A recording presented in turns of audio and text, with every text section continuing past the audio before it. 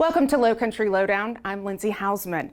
This is our agency's digital newscast. It's our way of keeping you informed of information as it relates to our agency, as well as information that impacts our community. Are you prepared for the upcoming hurricane season? I know the H word shouldn't be spoken aloud. However, it's super important we're all prepared ahead of time in the event a tropical system should head our way. The Atlantic hurricane season officially starts June 1st, running through November 30th. While forecasters are predicting a slightly below normal Atlantic hurricane season, Mother Nature, well, we know she's unpredictable. This week is National Hurricane Preparedness Week. Each day has a theme. Let's break them down. The first step for preparing for hurricanes is to know your risk. You'll want to know the types of wind and water hazards where you live. Remember, hurricanes are not just coastal problems. Impacts from wind and water can be felt hundreds of miles inland. The best time to prepare for hurricanes is before the season even begins. This way, you can avoid having to rush through potentially life-saving preparations by waiting until it's too late. Now is the time to get your disaster supplies while the shelves are stocked. Also, not a bad idea to follow up with your insurance companies. When it comes to preparing for hurricane season, you've got to understand the forecast. Everything from the storm's path to rainfall amounts, wind speeds, and more. When a storm should threaten our area, you must have a plan in place and understand the actions you and your family should take, as time will likely be of the essence. During a storm, whether you've evacuated or sheltered at home, it's important to know the hazards you may face. A key part of being prepared is understanding the dangers that remain well after a storm.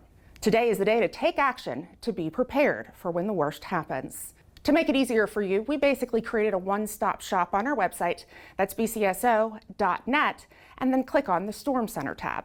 To add, Governor Henry McMaster proclaimed the month of May as Hurricane Preparedness Month in South Carolina. You can expect to see more important information as it relates to hurricane preparedness shared not only by our agency, but other local and state agencies as well throughout this month and hurricane season. An investigation is underway into what led to the deaths of two men in Sea Pines on the night of May 1st. Deputies were called to Beach Lagoon Road at about 10:30 for the report of a vehicle submerged in a lagoon. There were 3 people inside that vehicle at the time when it went into the water. The driver stated they backed out of the driveway across the road before sliding down an embankment and into the lagoon. The driver was able to escape while the 2 other passengers remained inside. The sheriff's office dive team was called in to recover the vehicle, as well as those 2 other victims. Other assisting agencies included Sea Pines Security, Sea Pines Maintenance, Shore Beach Services, Hilton Head Island Fire Rescue, Carolina Towing, and Harvey Dunn, a local wildlife removal expert. The South Carolina Highway Patrol is investigating. 29-year-old Albertina Murray of Bluffton turned herself into law enforcement on May the 1st for charges related to financial crimes. The charges listed there on your screen. Investigators say Murray was a caregiver to the victim at an assisted living facility. And between October 2021 and March of this year, Murray used the victim's credit card multiple times for personal use, charging upwards of $85,000. Investigators say Murray also forged the victim's signature, writing checks to herself, totaling more than $78,000. The Consumer Financial Protection Bureau has great information for friends and family of those living in nursing homes and assisted living communities. Check out the website at consumerfinance.gov. It's official. Sea turtle nesting season is underway. The season kicked off May 1st and will run through the end of October. Sea turtles, mostly loggerheads, will come ashore to nest and lay their eggs along the beaches of Beaufort County. They typically nest at night to avoid overheating, selecting a site above the high tide line in the dry sand. You're encouraged to turn off lights from 10 at night till 6 in the morning. It's because artificial lights distract the sea turtles.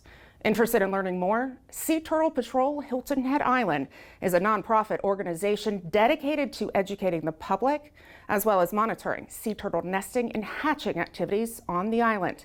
You can visit their website, seaturtlepatrolhhi.org. Alligators, well, they're on the move. Warmer temperatures mean mating season. This typically occurs in April and May, with the female gators laying their eggs in June and July to hatch in August and September. During this time, you may see alligators in places you typically wouldn't, as they're basically looking for love. Please keep in mind the following. Don't feed alligators. Aside from being illegal, it also puts the safety of people and animals at risk. Keep your distance. Although they may look awkward and slow, they're extremely powerful and can move with a startling burst of speed on land over short distances. Don't disturb nests or small gators, as some female alligators will protect their young and get pretty upset if provoked.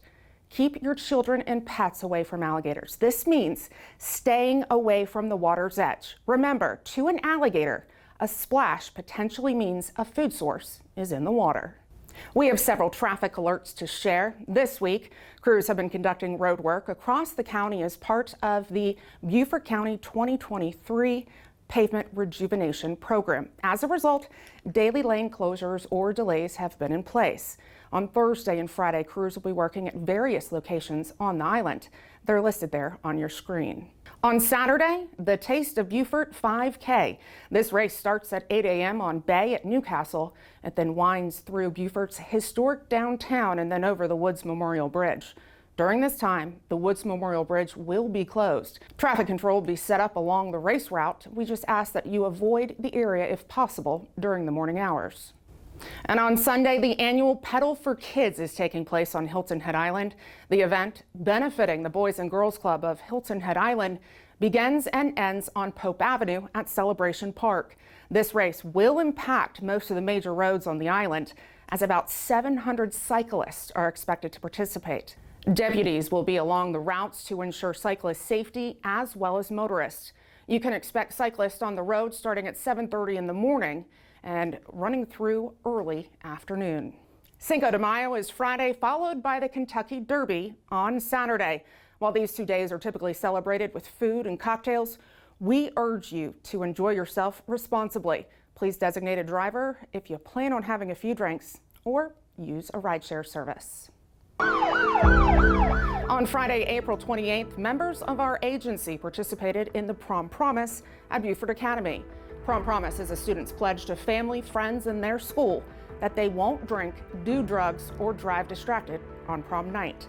Multiple agencies came together to simulate a drunk driving crash and to show what happens should someone decide to drive while under the influence. Also on the 28th, we had folks at area elementary schools for Career Day. Master Sergeant Danny Allen had a great time at St. Helena Elementary School, as did Lance Corporal Gavin Dedama at Port Royal Elementary School. He had our newest bloodhound pups with him, Rufus and Molly. And of course, make sure to connect with us on all of our digital and social media platforms. Great way to stay engaged and up to speed on all things Beaufort County.